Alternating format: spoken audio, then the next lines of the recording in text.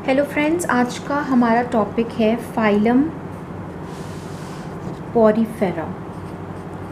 हम इसके बारे में जितना हमें डिटेल जानने का ज़रूरत है एग्ज़ाम पॉइंट ऑफ व्यू से, स्पेशली एंट्रेंस एग्ज़ाम, नीट हो गया, बीएससी स्टूडेंट्स के लिए, उतना डिटेल हम देखेंगे।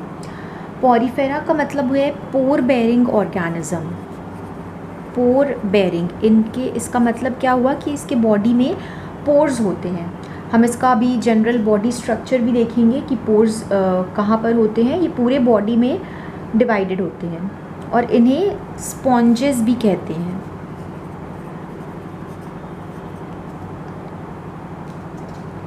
इसका जनरल जो बॉडी या फिर बॉडी कैरेक्टरिस्टिक्स हम कह सकते हैं, बॉडी प्लान जो है वो हम एक बार में जब हम इन्वर्टिब्रेट्स का डिस्कशन करेंगे उस समय देख लेंगे। पोर्स इसमें दो टाइप के हो सकते हैं। एक इनहेलेंट पोर जिसके थ्रू सब्सटेंस या मटेरियल्स अंदर आएंगे, एंड दूसरा हो गया एक्सेलेंट पोर। आप चाहे तो अभी नोट्स बना सकते हैं, या अगर आपको लगे कि नोट्स चाहिए तो आप प्लीज़ कमेंट सेक्शन में बता दीजिए, तो मैं नोट्स का पीडीएफ फॉर्मेट या उस तरह से करके आपके लिए अवेलेबल करा सकती हूँ। इनहेलेंट पोर को हम ऑस्टिया कहते हैं एंड एक्सेलेंट को ऑस्क्यूलम। ठीक है, ऑस्टिया का नंबर बहुत सारा होता है, ऑस्क्यूलम सिंगल होता है। ऑस्क्यूलम मतलब जिसके थ्रू वाटर बाहर जाता है, वाटर एग्जिट करता है, और ऑस्टिया हो गया जिसके थ्रू सब्सटेंस और वाटर अंदर आ रहे हैं। सब्सटेंस वाटर में ही मिले हुए होते हैं। हम इसका एक रफ स्ट्रक्चर देखें, इसका बॉडी वॉल का प्लान को समझने के लिए, तो ये एक हमारा पोरीफेरा का जनरल स्ट्रक्चर हम कह सकते हैं। तो ये हमारा बाहर वाला लेयर कहलाएगा पिनाकोडर्म। ये हो गया हमारा क्वानोडर्म, एंड ये जो बीच का पोर्शन है कैविटी, इसे हम मीज़ेनकाइम या मीज़ोहाइल कह सकते हैं। एंड यहाँ पर इस तरह बॉडी में ऑस्टिया डिवाइडेड है जिसके थ्रू वाटर अंदर आ सकता है, एंड फाइनली सब जगह से अंदर आने के बाद ये हमारा ऑस्क्यूलम है जिसके थ्रू वाटर बाहर चला गया। ये हमारा जनरल बॉडी प्लान हो गया। पिनाकोडर्म 3 लेयर्स हो गए, ये याद रखना है, पिनाकोडर्म, क्वानोडर्म एंड मीज़ेनकाइम और मेसोहाइल। देन यहाँ पर क्वानोडर्म में प्रेजेंट होते हैं क्वानोसाइट सेल्स। ये हमारा क्वानोसाइट सेल है जिसमें आपको एक फ्लैजेला दिख रहा है। ये हमारा हुआ क्वानोसाइट, एंड ये जो सेल है ये कैरेक्टरिस्टिक फीचर है पोरीफेरा फाइलम का। ये सेल और किसी फाइलम में नहीं मिलता है। एंड ये जो बीच का हमारा स्पेस है ये हो गया पैरागैस्ट्रिक कैविटी या फिर स्पॉन्जोसील। ये भी कैरेक्टरिस्टिक फीचर है क्योंकि ये स्पॉन्जोसील सिर्फ पोरीफेरा में होता है। तो क्वानोसाइट, स्पॉन्जोसील कैरेक्टरिस्टिक फीचर्स में आएंगे। ठीक है, देन अगर आपको इसका डिटेल्ड व्यू देखना है कि कैसा दिखता है, मतलब अगर डिटेल में, तो आप एक बार ये डायग्राम देख सकते हैं। मतलब इतनी डिटेल की कभी ज़रूरत नहीं होती है, एंट्रेंस एग्ज़ाम में पूछा नहीं जाता है, लेकिन एक्स्ट्रा इन्फॉर्मेशन के लिए ये इस तरह से आपका ऑस्टियम होता है। ये आपका बॉडी लेयर्स हो गए, बाहर का पिनाकोडर्म है, ये अंदर का ये वाला क्वानोडर्म है, बीच का ये मीज़ेनकाइम है, एंड पिनाकोडर्म में भी 2 टाइप के सेल्स होते हैं वो दिखाया हुआ है, एंड अंदर का ये क्वानोसाइट दिखाया हुआ है। तो लेकिन इतना डिटेल का काम नहीं है, इसलिए जितना ज़रूरत है हम उतना जानेंगे। उसके बाद मीज़ेनकाइम जो है, इसमें वैरायटी ऑफ सेल्स हमें मिलते हैं। तो पहला सेल हो गया आर्कियोसाइट। आर्कियोसाइट टोटीपोटेंट सेल है जो कि बॉडी के बाकी सारे सेल्स बना सकता है। देन है नर्स सेल जो कि न्यूट्रिशन प्रोवाइड करेगा। स्पॉन्जियोब्लास्ट और स्क्लेरोब्लास्ट ये दोनों स्केलेटन फॉर्मिंग सेल है, मतलब जो स्केलेटल सिस्टम है पॉलीफेरा का, एक्चुअल में ये सिस्टम नहीं है बट ये स्पॉन्जियोब्लास्ट स्पॉन्जिन फाइबर्स बनाते हैं जो बॉडी को स्ट्रक्चरल सपोर्ट प्रोवाइड करते हैं, इसीलिए स्केलेटल सिस्टम कहेंगे। स्क्लेरोब्लास्ट स्पाइक्यूल्स बनाते हैं, तो इसलिए। फिर हम आते हैं सबसे इम्पॉर्टेंट फीचर्स में। ये हमारा जनरल बॉडी प्लान हो गया, कौन से लेयर्स होते हैं, कौन से सेल्स प्रेजेंट है। फिर उसके बाद हमारा इम्पॉर्टेंट फीचर आता है, वो है कनाल सिस्टम। ये एक बहुत इम्पॉर्टेंट फीचर है पॉलीफेरा का, क्योंकि ये सिर्फ पॉलीफेरा में मिलता है और किसी में नहीं मिलता है। तो 3 टाइप के कनाल सिस्टम होते हैं, एस्कन, साइकन एंड ल्यूकन। एस्कन को एस्कनॉइड टाइप बोलते हैं, साइकनॉइड एंड ल्यूकनॉइड टाइप। ये सबसे सिंपलेस्ट फॉर्म है एस्कन, एंड ल्यूकन सबसे कॉम्प्लेक्स फॉर्म है। ओके, एस्कन अब कौन से ऑर्गेनिज्म में मिलता है, ये तो जब आप ऑर्गेनिज्म के बारे में पढ़ेंगे तब आपको ज़्यादा समझ में आएगा कि कौन से ऑर्गेनिज्म में एस्कन टाइप मिलेगा। वो ऑर्गेनिज्म का नाम हम क्लासिफिकेशन के टाइम पर देखेंगे। तो एस्कन का हम डिटेल देखते हैं कि एस्कन टाइप क्या होता है। ये आपको कोई भी डाउट आ रहा हो तो आप कमेंट सेक्शन में बता सकते हैं, ताकि मैं वहाँ क्लियर कर सकूँ इसे बाद में।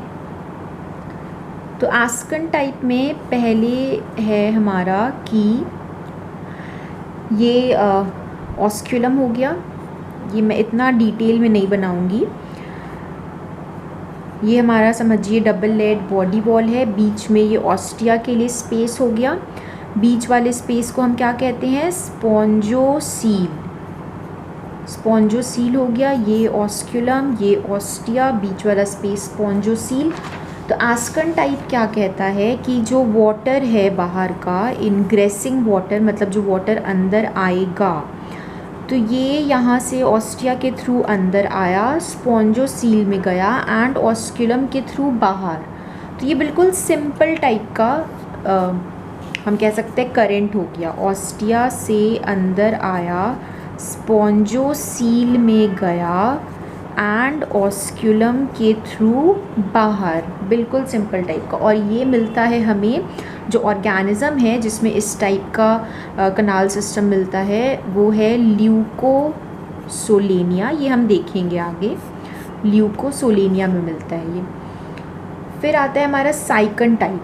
तो साइकन टाइप का ये देखिए आप, साइकन टाइप में क्या होता है कि ये हमारा ऑस्क्यूलम दिख रहा है आपको, ये और अच्छे से आपको समझाने के लिए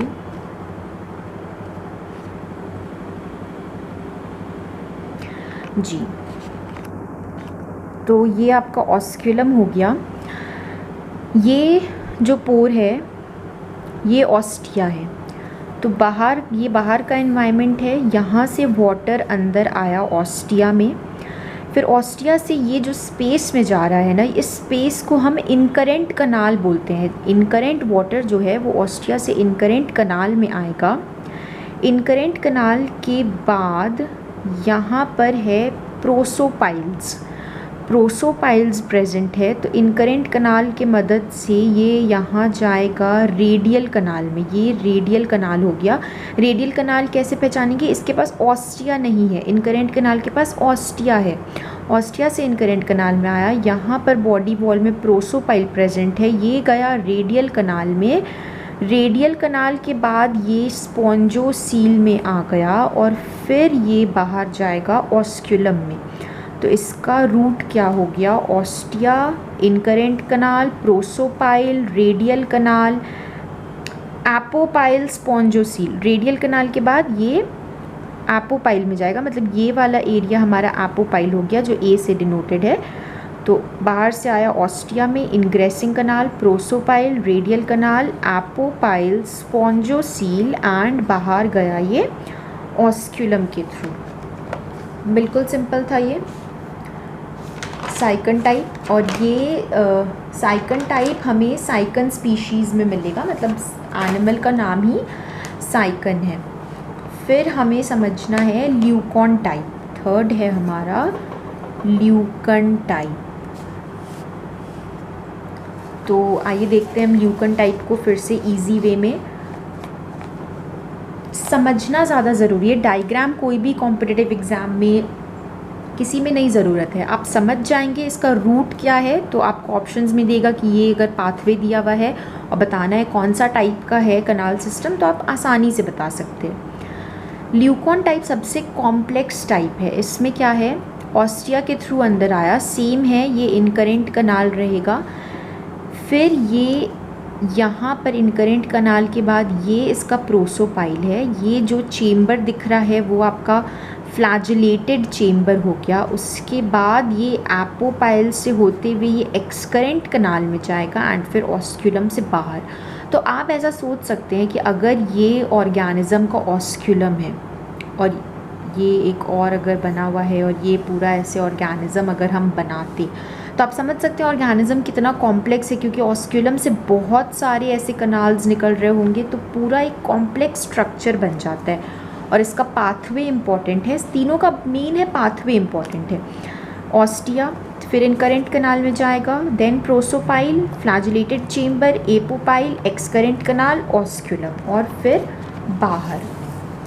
ठीक है, तो अब ये जो कनाल सिस्टम हमने देखा तो इसका क्या काम है। एक तो हमें सिंपल समझ में आ रहा है कि पानी अंदर आ रहा है, तो पानी के साथ क्या अंदर आ रहा है, फूड कैप्चर करने में ये हेल्प कर रहा है। गैसेस का एक्सचेंज हो रहा है क्योंकि वो भी तो पानी में ही डिज़ोल्व होते हैं। मेटाबॉलिक वेस्ट जो है वो भी पानी के मदद से ही निकल रहा है बाहर, एंड स्पर्म्स भी ट्रांसपोर्ट हो रहे हैं कनाल सिस्टम के मदद से।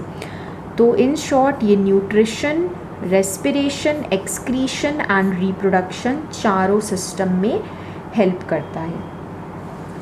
ठीक है, फिर डाइजेशन, पॉरीफेरा का डाइजेशन हम लाइक डीप में बिल्कुल नहीं जाएंगे, इसमें इंट्रासेल्युलर एक्स्ट्रासेल्युलर दोनों टाइप का डाइजेशन होता है, बट उतना डिटेल ना तो कहीं पूछा गया है ना कहीं काम आएगा।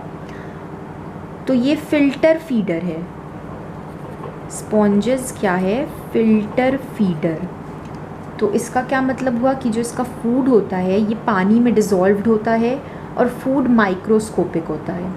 ठीक है, स्केलेटल सिस्टम में आते हैं जो हम बात कर रहे थे स्क्लेरोसाइट्स और स्पॉन्जियोसाइट्स की। तो इसका जो स्केलेटल मटेरियल है ये या तो स्पाइक्यूल्स का बना हो सकता है या तो स्पॉन्जिन फाइबर का बना हो सकता है। ठीक है, और या फिर दोनों का भी बना हो सकता है।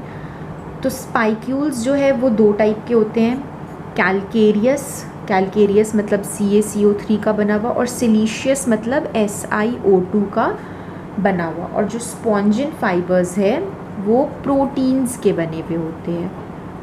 ठीक है, ये प्रोटीन्स के बने हुए होते हैं। नर्व सेल्स या सेंसरी सेल्स जो होते हैं वो इसमें एब्सेंट होते हैं। मैं स्केलेटल सिस्टम या स्केलेटल मटेरियल्स हम कह सकते हैं, ये बेटर होगा कहना। इसका थोड़ा और डिटेल देना चाहूँगी आप लोग को कि जो स्पाइक्यूल्स है वो बनते हैं स्क्लेरोब्लास्ट से।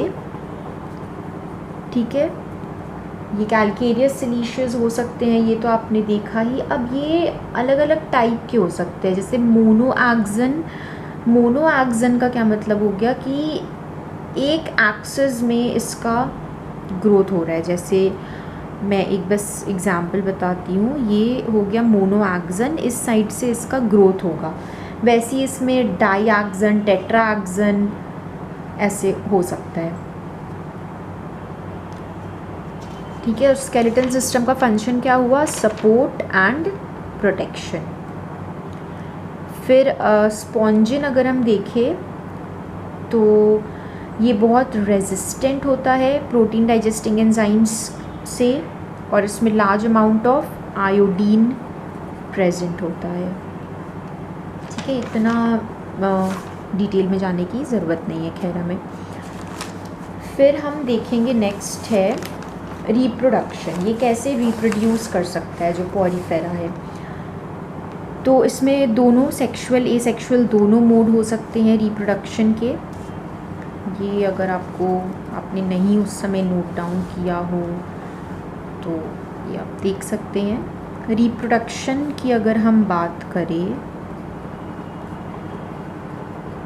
तो इसमें सेक्सुअल एसेक्सुअल दोनों है। एसेक्सुअल क्या हो गया, फ्रैगमेंटेशन। फ्रैगमेंटेशन आप समझ रहे हैं, ये ऑर्गेनिज्म है, ये फ्रैगमेंट्स में टूटा एंड ये इंडिविजुअल ऑर्गेनिज्म में डेवलप कर गया, ये हो गया फ्रैगमेंटेशन। इंटरनल बडिंग या जेम्यूल फॉर्मेशन, ये इम्पॉर्टेंट है। Gemmule formation is a mode of asexual reproduction and it is important. तो अब ये क्या होता है, तो स्पॉन्जेस क्या करते हैं कि ये डोर्मेंट स्ट्रक्चर्स बनाते हैं जिसे हम जेम्यूल कहते हैं। ये एक डोर्मेंट स्ट्रक्चर है।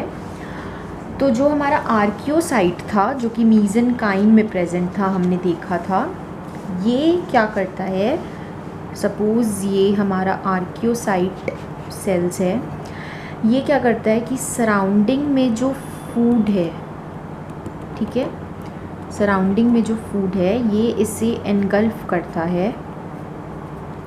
आर्कियोसाइट ने इसे इनगल्फ किया और ख़ुद को ये एक फिर हार्ड कवरिंग से कवर कर लेता है ताकि ये अनफेवरेबल कंडीशंस को विथस्टैंड कर सके। ठीक है, ये न्यूट्रिएंट्स इसने एक्यूमुलेट कर दिया फैगोसाइटोसिस के प्रोसेस के थ्रू एंड एक प्रोटेक्टिव कवरिंग बन गया इसके अराउंड। तो ये फिर रेजिस्टेंट हो जाता है डेसिकेशन से, ये ड्राई नहीं हो सकता, ये फ्रीज़ नहीं हो सकता फ्रीजिंग से, एंड इसे ऑक्सीजन अगर लो हो जाए तो भी इसे कोई फ़र्क नहीं पड़ेगा।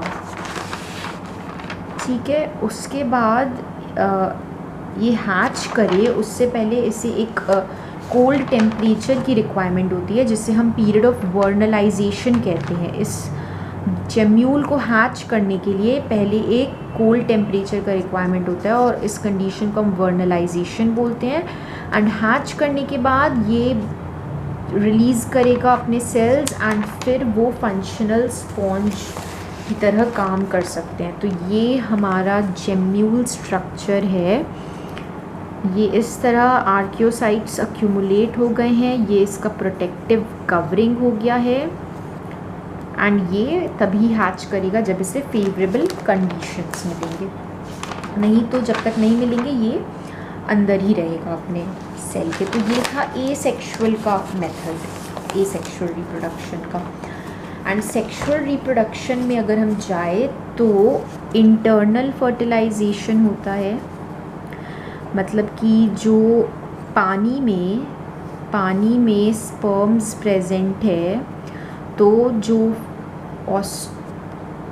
ऑस्टिया के थ्रू, पानी के थ्रू स्पर्म्स भी अंदर आएंगे एंड इंटरनल फर्टिलाइजेशन होगा एंड क्रॉस फर्टिलाइजेशन होगा। सेल्फ फर्टिलाइजेशन नहीं होता है क्योंकि ये बाहर रिलीज़ हो रहा है, तो ऑब्वियसली क्रॉस का ही चांसेस है। एंड इसमें इनडायरेक्ट डेवलपमेंट होता है। मतलब इनडायरेक्ट डेवलपमेंट का क्या मतलब है कि लार्वा का हमारा फॉर्मेशन हो रहा है। इनडायरेक्ट डेवलपमेंट कुछ टर्म्स है जो हम हमारे नेक्स्ट वीडियो में देखेंगे जिसका मतलब आपको जानना बहुत ज़रूरी है, जैसे triploblastic, diploblastic, metameric segmentation, bilateral symmetry, radial symmetry, ये सब जानना बहुत ज़रूरी है अगर इन्वर्टिब्रेट्स समझना है तो हम इसका लार्वा का डिस्कशन करेंगे, लेकिन उसके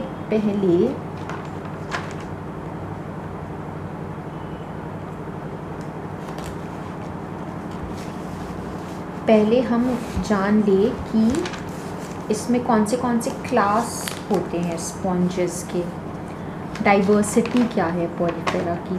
उसके बाद हम इसका लार्वल स्टेज देखेंगे। तो हम इसे सिंपली 3 टाइप में डिवाइड कर सकते हैं फाइलम पॉरीफेरा को। एंड मैं इसका सिंपल समरी आपको देना चाहूँगी।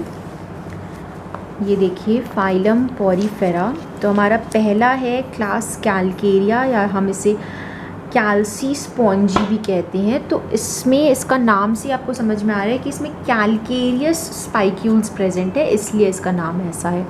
इसका एग्जाम्पल्स में आएगा स्काइफा या साइकन एंड ल्यूको। एग्जाम्पल्स याद रखना ज़्यादा इंपॉर्टेंट है कि कौन से क्लास में बिलोंग कर रहा है। तो एग्जाम्पल हो गया स्काइफा, जिसे हम साइकन भी कहते हैं। ये हमारा फ्रेश वाटर ये मराइन है, मतलब मराइन इन्वायरमेंट में प्रेजेंट होता है।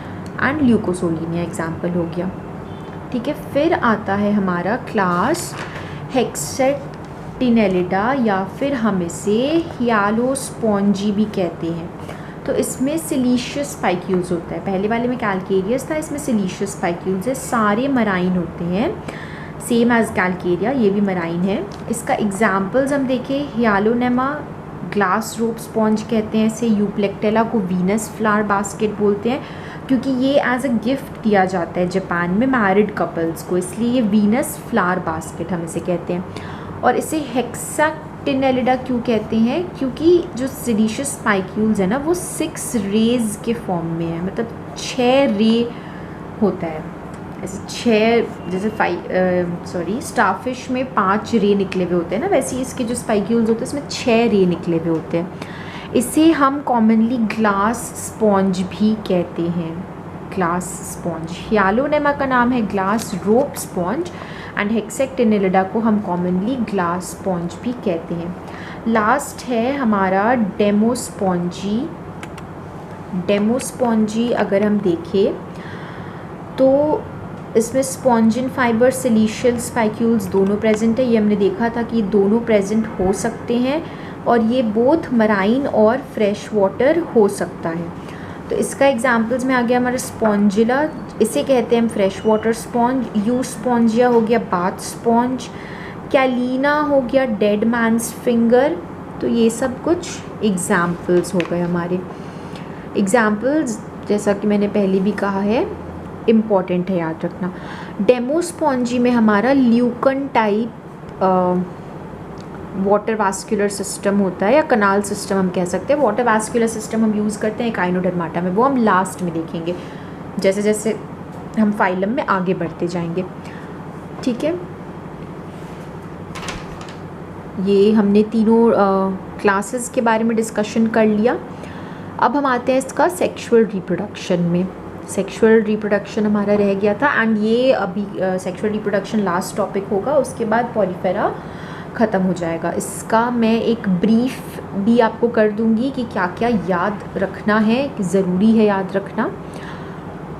तो सेक्सुअल रिप्रोडक्शन जो हम देखे उसमें ये हमने देखा कि क्रॉस फर्टिलाइजेशन करता है। फर्टिलाइजेशन इंटरनल होता है, और जो एम्ब्रियो बनता है तो उसमें पहला फॉर्म जो है जो बनता है उसे हम सीलोब्लास्टुला कहते हैं। फिर ये आपको डायग्राम से ज़्यादा अच्छे से समझ में आएगा। ये हमारा सीलोब्लास्टुला हुआ, जिसके चारों तरफ सेल्स है, बीच में ब्लास्टोसील प्रेजेंट है। ये आगे जाकर सिर्फ आधे सेल्स में फ्लैजिलेशन होता है, फ्लैजिला डेवलप होता है, जिसे हम फ्लैजिलेटेड सेल्स कहते हैं। एंड फिर इन्वर्जन होता है। ये इस तरह आप देख सकते हैं, जिसमें फ्लैजिला नहीं था प्रेजेंट वो ऐसे इन्वर्ट कर गया है। एंड इन्वर्ट करने के बाद ये ऐसा स्ट्रक्चर बना रहा है, देखिए, जिसमें फ्लैजिला नहीं था वो पार्ट इन्वर्ट किया है, उसके कारण ये फ्लैजिलेटेड वाले पार्ट भी बाहर की तरफ है। और इस स्टेज को हम एम्फीब्लास्टुला कहते हैं।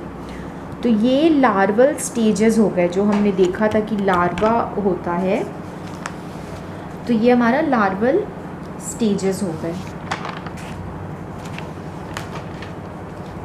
ये आप एग्जाम्पल्स प्लीज़ नोट कर लीजिएगा, ये सबसे इम्पोर्टेंट होता है एग्जाम्पल कोई भी चैप्टर का।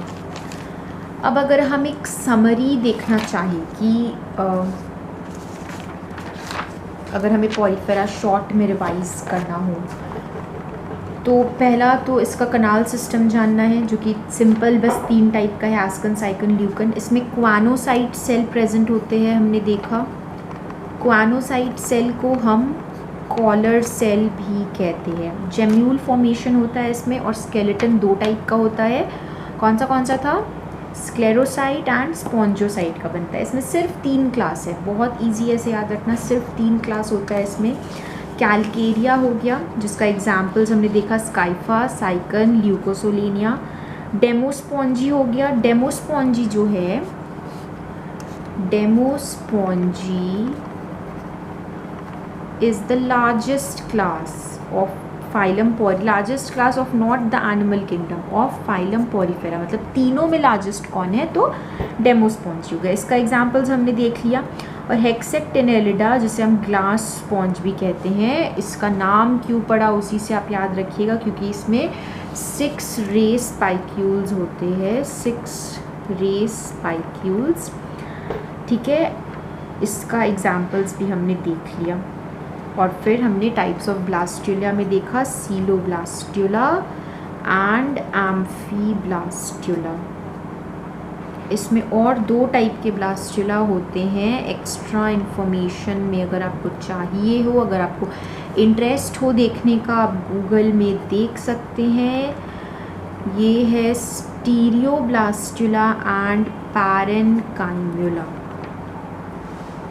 तो ये दोनों भी होते हैं, ये आप देख सकते हैं। ये इसका फर्दर डेवलपमेंट सी बनता है। सीलोब्लास्टुला से एम्फीब्लास्टुला हमने देखा, उसके बाद पैरेन्काइमुला कैसे बनता है, या अगर आपको उसे एक्स्ट्रा जानना हो तो आप देख सकते हैं। तो ये था हमारा बिल्कुल सिंपल में पॉरीफेरा, एकदम बिल्कुल शॉर्ट में, इससे शॉर्ट नहीं हो सकता। बिल्कुल इजी, बिल्कुल शॉर्ट तरीके में इसे अच्छे से पढ़िए। आप नोट्स बनाइए, और नोट्स ऐसा बनाइए कि आप ऐसे ओवरव्यू जो इम्पोर्टेंट पॉइंट्स है उसे बस अंडरलाइन कर दीजिए। जितना मैंने बताया उतना ही इम्पॉर्टेंट है, तो उतना को बस अंडरलाइन करके रखिए, ताकि जब आप रिवाइज़ करें तो ऐसे ओवरव्यू में आपको समझ में आ जाए। जैसे ये अगर डायग्राम है तो इसका लिखने के बदले आप बस ये डायग्राम बनाएंगे, आपको एक नज़र में समझ में आ जाएगा। 3 लेयर्स होते हैं, बीच वाले स्पेस को स्पॉन्जोसील कहते हैं, ऑस्क्यूलम हो गया, ऑस्टिया हो गया। इस तरह से रिवीजन के टाइम पे आसानी हो जाती है। और कोई भी डाउट हो आप कमेंट सेक्शन में आराम से पूछ सकते हैं। हम मिलते हैं नेक्स्ट वीडियो में बाकी फाइलम्स की बातें करते हुए। Thank you.